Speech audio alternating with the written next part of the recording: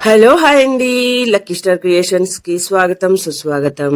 అందరికి కూడా నేను ఒక మంచి టెంపుల్ చూపిద్దామని అయితే బయలుదేరానండి. హైదరాబాద్ నుంచి ఒక 100 కిలోమీటర్ల దూరంలో బీదర్ లో ఒక మంచి 3 క్షేత్రాలు అయితే ఉన్నాయండి. ఇది ఒకటే రోజున దర్శించుకోవచ్చు. వెళ్లే దారిలో ఇక్కడ ఒక సిక్కులు వాళ్ళది గుడి ఉందండి, అది కూడా చూపిస్తున్నాను చూడండి. మనని ఎలాగో లోపలికి రానిది కాబట్టి బయట నుంచి వీడియో అయితే తీసి చూపిస్తున్నాను. ఇకపోతే వెహికల్ ఉంది కాబట్టి ఎలాగో పుణ్యక్షేత్రాలు తిరుగుదాం అనేసి పెట్రోల్ అయితే కొట్టించుకుని మన హైదరాబాద్ నుంచి జహీరాబాద్ కి అయితే చేరుకున్నాను. జహీరాబాద్ నుంచి నాకు తెలిసిన వాళ్ళు 2 అక్కలు ఉంటే వాళ్ళని తీసుకుని అయితే బీదర్ కి బయలుదేరిపోయానండి. దారి మధ్యలో మార్గంలో బోర్ కొట్టకుండా చక్కగా ఏవి ఎక్కడ ఉంటాయో అన్ని వివరిస్తూ వీళ్ళు ఒక వినాయకుడి టెంపుల్ కి అయితే తీసుకొచ్చారండి. ఇక్కడ ఫుల్ ఫేమస్ అంటండి. బీదర్ కి వెళ్లే దారిలో రైట్ సైడ్ ఉంది ఈ టెంపుల్ కి. కొండ మొత్తం తొలిచి ఇక్కడ తయారు చేశారంట, చూద్దాం రండి. ఇక్కడ ఉన్న టెంపుల్ పేరు వచ్చేసి రేజింతల్ సిద్ధి వినాయకుడు అంటండి. ఇక్కడ చాలా మంది అయితే ఉన్నారు. లోపలికి వెళ్ళిన దాకా నేనైతే చూడలేదు, చూద్దాం రండి. లోపల ఎంత బాగుంటుందో ఎలా ఉంటుందో మీకు కూడా చూపిస్తాను.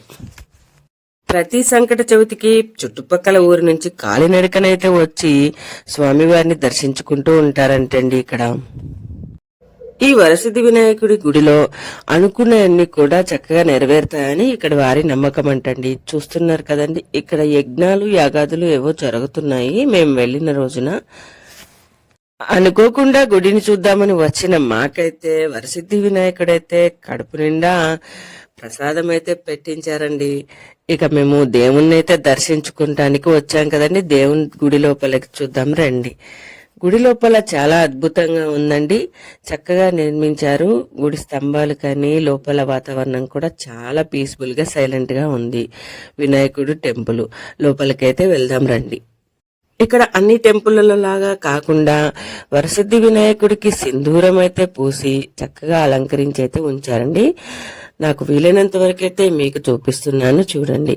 ఈ టెంపుల్ అయితే చాలా చక్కగా అలంకరించి అయితే బాగా నచ్చింది. మీకు ఎలా ఉందో కామెంట్ చేయండి. వాతావరణం అయితే చూస్తున్నారు కదండి, చాలా ప్రశాంతంగా ఉంది. అలాగే భోజనాలలో కూడా చక్కగా సంప్రదాయ సిద్ధంగా మంచి మోదుగు ఆకులలో భోజనం అయితే పెట్టారండి. చక్కటి భోజనము, చక్కగా కడుపు నింపి పంపించారు. మాకైతే యాత్రకి వెళ్లే వాళ్ళకి ఎటువంటి ఇబ్బంది లేకుండా దారి మధ్యలోనే వరసిద్ధి వినాయకుడి అనుగ్రహం కలిగింది. ఇక్కడ వరసిద్ధి వినాయకుడు భక్తులకైతే కోరిన కోరికలైతే తీరుస్తాడంటండి. అందరూ కూడా ఇక్కడికి వచ్చి దర్శనం చేసుకుని వెళ్ళండి. ఇక మేమైతే బీదర్ లోకి అయితే ఎంటర్ అయిపోయామండి. చాలా అసలు ఎంట్రన్స్ పచ్చగా సూపర్ గా ఉందనుకోండి. మా పారమ్మ నాకు బీదర్ చూపిస్తుంది. అసలు ఈ రోడ్ అయితే అబ్బు ఎక్సలెంట్ అనుకోండి. చెట్లు చేమలు అడవులు అసలు సూపర్ గా ఉందనుకోండి. ఈ రోడ్ చూడండి ఎలా ఉందా, ఇంత అద్భుతం అసలు బాబాయ్. ఇక్కడ టెంపుల్స్ కూడా చాలా చాలా బాగున్నాయండి. మేము ఇంకా లక్ష్మీ నరసింహస్వామి టెంపుల్ కి అయితే వెళ్తున్నాము. ఇక ఇక్కడ నుంచి అయితే గూగుల్ మ్యాప్ పెట్టేసుకుని లక్ష్మీ నరసింహస్వామి టెంపుల్ కి అయితే చేరుకున్నామండి. ఇక్కడ లక్ష్మీ నరసింహస్వామి టెంపుల్ వచ్చేసి గుట్ట మీద ఉందండి. ఈ గుట్ట మీద ఉన్న స్వామి దగ్గర వాటర్ ఎలా ఉంటాయో నాకైతే అర్థం కాలేదు. ఇక్కడ వాటర్ లోంచి వెళ్లి స్వామిని అయితే దర్శించుకోవాలంటండి. ఇక పైకైతే వెళ్దాం రండి. ఇక్కడ టెంపుల్ ప్రాంతంలో అన్ని బోర్డులు కూడా కర్ణాటక లాంగ్వేజ్ లో అయితే పెట్టారండి. చూస్తున్నారు కదా, ఈ లక్ష్మీ నరసింహస్వామి టెంపుల్ కి వెళ్లే వే అండి ఇది. ఇక్కడ మెట్లు ఎక్కేసి లోపలికైతే వెళ్ళాలి. టెంపుల్ వచ్చేసి కర్ణాటక రాష్ట్రం బీదర్ లో అయితే ఉందండి. ఈ గుడి తెరిచి ఉండే వేళలైతే ఉదయం 8 నుంచి మధ్యాహ్నం 11 వరకు మరియు మధ్యాహ్నం 3 నుంచి సాయంత్రం 5 వరకు అయితే ఓపెన్ ఉంటుందండి. ఇక ఈ గుడి యొక్క ప్రత్యేకత, ఈ స్థలం యొక్క ప్రాధాన్యత తెలుసుకోవాలంటే మనం పూర్వం ఒక కథ అయితే ఉందండి, అది తెలుసుకోవాలి. ఇక్కడ శివుడు ఈ గృహలో తపస్సు చేస్తుండగా జలాసురుడు అనే రాక్షసుడు తపస్భంగం చేయడానికైతే ప్రయత్నిస్తూ ఉండేవాడంటండి. అదే సమయంలో లక్ష్మీ నరసింహస్వామి ఉగ్ర నరసింహస్వామి అయి హిరణ్యకశిపుడు చంపిన తర్వాత ప్రపంచమంతా తిరుగుతూ ఉండగా శివుని తపస్సుని భంగం చేయాలనుకుంటున్న జలాసురుని చూసి జలాసురుని సంహరించుతా ఈ క్రమంలో అతను చేసిన పుణ్యాలను దృష్టిలో పెట్టుకుని తనని ఒక వరం కోరుకోమని అయితే అడుగుతాడంట. అప్పుడు ఆ జలాసురుడు నువ్వు ఇక్కడనే ఈ గృహలోనే వెలయాలని చెప్పేసి ఒక కోరిక అయితే కోరుతాడంటండి. అప్పటి నుంచి ఇక్కడ వెలిసిన లక్ష్మీ నరసింహస్వామిని జలనీ నరసింహస్వామి అని చెప్పేసి పిలుస్తూ ఉంటారండి. ఈ క్షేత్రానికి ఉన్న మహిమ ఇదండి. ఇక్కడికి వెళ్లే మార్గంలో అయితే వాటర్ ఇక్కడ పీకల్లోతు నీళ్లలో కొంత దూరం నడుచుకుని అయితే వెళ్లి స్వామిని దర్శించుకోవాలి.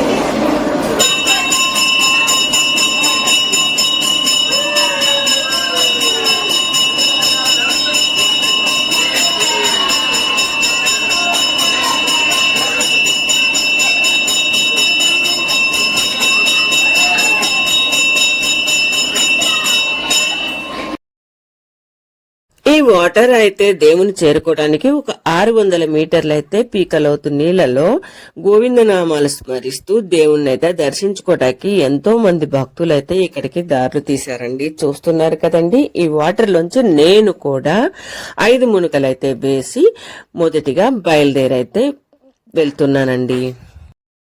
కొంచెం భయంగా అనిపించినా దేవుని స్మరిస్తూ గోవిందనామాలు స్మరిస్తూ పక్కన ఉన్న గోడలను అయితే పట్టుకొని మెల్లగా నడుచుకుంటూ అయితే వెళ్ళామండి. అందరం కలిసి ఈ సిస్టర్స్ మేము కూడా ఈ దేవుని దర్శించుకోవటానికి వచ్చాం కదండి. ఇక్కడ నుంచి ఒక్కొక్కళ్ళం చక్కగా ఒకరి చేతులు ఒకరు పట్టుకొని లోపలికైతే దేవుని దర్శించుకోవటానికి మెల్లగా చేరుకున్నామండి.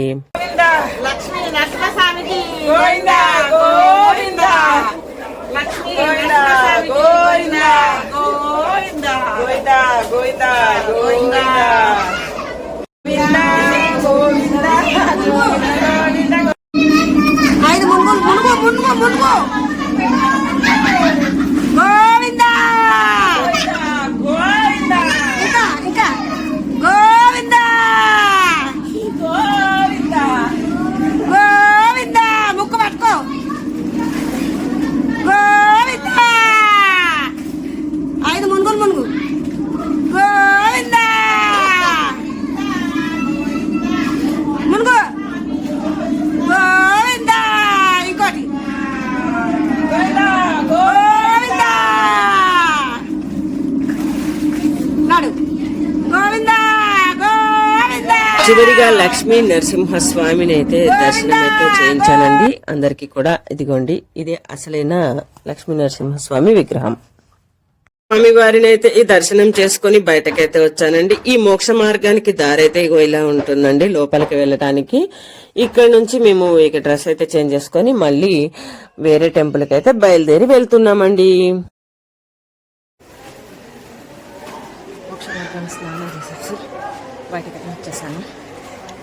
ఈ బుడ్డోడైతే మాతో వచ్చాడండి. వీడు చూసారా ఎలా వణుకుతున్నాడు గజగజ. ఇక మళ్ళీ పోదామా మళ్ళీ పోదామా బబ్బీ మళ్ళీ పోదామా పోదామా గోవిందా పోదామా. ఇక మేము లక్ష్మీ నరసింహస్వామి టెంపుల్ దగ్గర నుంచి డ్రెస్లు అయితే చేంజ్ చేసుకుని మళ్ళీ పాపనాశనకి అయితే బయలుదేరుతామని రెడీ అవుతున్నామండి. ఒక్కొక్కరం బట్టలు అయితే మార్చేసుకున్నాము. ఎలా అంటే లోపలికి వెళ్ళాక పీకల్లోతు నీళ్ళలో వెళ్ళాం కదండి, బట్టలన్నీ తడిచిపోయాయి. ఎక్స్ట్రా బట్టలు అయితే తీసుకుని వెళ్ళాము. ఎందుకంటే 3 యాత్రలలో స్నానము తడుస్తామని చెప్పేసి ముందే ఐడియా ఉంది. వాళ్ళు చెప్పారు ఒక జత బట్టలు అయితే తీసుకుని వెళ్దామనేసి. అక్కడ నుంచి మేము పాపనాశన శివుని గుడికి అయితే బయలుదేరి వచ్చేసాము. ఇక్కడ ఎంట్రన్స్ లోనే ఘాట్ లాగా కనపడింది మనకి శివుడి గుడికి. లోపలికి వెళ్లే మార్గం అయితే 2 కొండల మధ్యలోంచే వెళ్ళినట్టు ఉందండి ఫీలింగ్. ఇది కూడా కొండని తొలిచి లోపలికి మార్గం అయితే వేశారు. పాపనాశన శివుడి టెంపుల్ కి అయితే దారి ఇలా ఉందండి. ఇలా మేము ఈ లోపల నుంచి లోపలికైతే టెంపుల్ కి దర్శనం చేసుకోవడానికి వచ్చేసాము.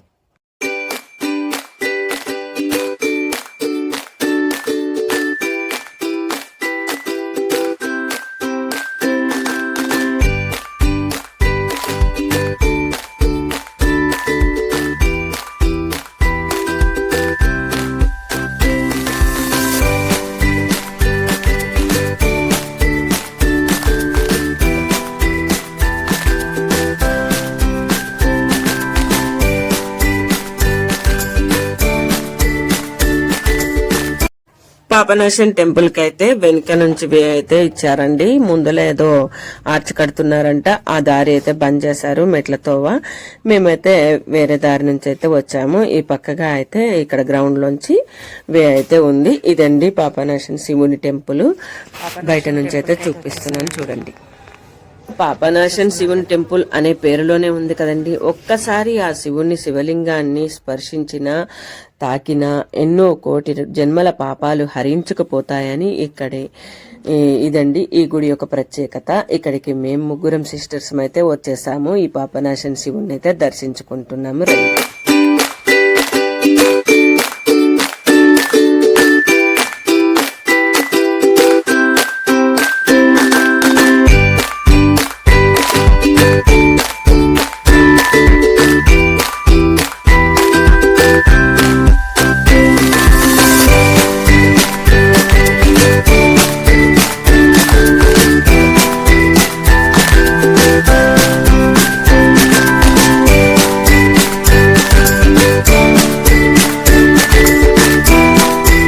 ఈ ఆలయం ముందు భాగం అయితే స్పష్టంగా చూపిస్తున్నాను చూడండి. ఇలా ఉంటుందండి. నాకైతే ఒక్కసారి లోపలికి వెళ్ళగానే డిజైన్స్ ప్రత్యేకంగా కట్టినట్టుగా ఉందండి. వెరైటీగా అన్ని టెంపుల్స్ మాదిరిగా అయితే లేదు, ఇక్కడ వెరైటీగా ఉంది. ఈ టెంపుల్ నిర్మాణము చాలా వెరైటీగా చేశారు.